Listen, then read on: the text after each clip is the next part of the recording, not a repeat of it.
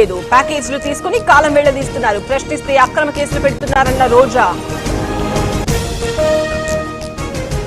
రేపు విశాఖలో సారథ్యం బహిరంగ సభ.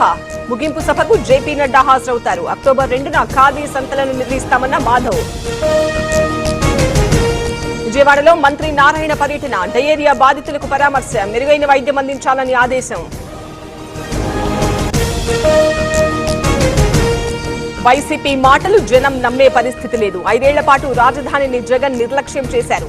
వచ్చే ఎన్నికల్లో వైసీపీని జనం సమాధి చేస్తారన్న అనగానే గ్రూప్ 1 పై ప్రభుత్వానికి కోర్టు మొట్టికాయలు వేసింది. అక్రమార్కులపై ప్రభుత్వం కఠిన చర్యలు తీసుకోవాలి.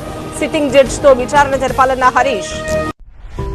ఓఎస్ఎస్ ఫర్టిలిటీతో మీ పేరెంట్హుడ్ ప్రయాణాన్ని ప్రారంభించండి.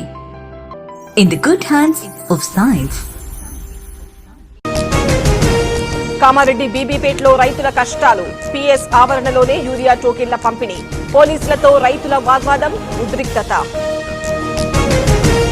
కొమరం భీం జిల్లాలో యూరియా కష్టాలు. రైతు వేదిక దగ్గర రైతుల పడిగాపులు. రాత్రి నుంచి యూరియా కోసం ఎదురు చూపులు.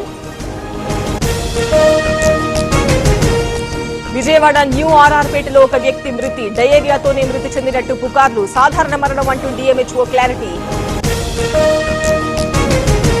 మంచిర్యాల దమ్మన్నపేటలో ఉద్రిక్తత. అటవీ ప్రాంతంలో ఆదివాసీల పూరిళ్లు తొలగింపు. ఫారెస్ట్ సిబ్బందితో పోడు రైతుల వాగ్వాదం.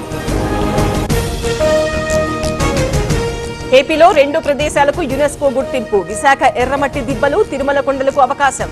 ప్రపంచ వారసత్వ జాబితాలో చేర్చిన యునెస్కో. అల్లూరు జిల్లాలో ఎక్సైజ్ తనిఖీలు. 1000 కిలోల గంజాయి పట్టివేత. 3 అరెస్టు, 2 వాహనాలు సీజ్.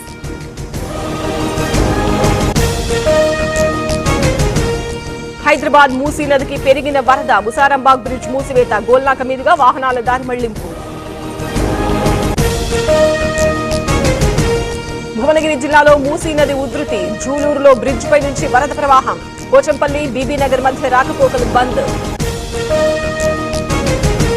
భోగాపురంలో కేంద్ర మంత్రి రామ్మోహన్ పర్యటన. ఎయిర్పోర్టు నిర్మాణ పనుల పరిశీలన. రన్వే, ఏటీసీ, టెర్మినల్ పనులపై ఆరా.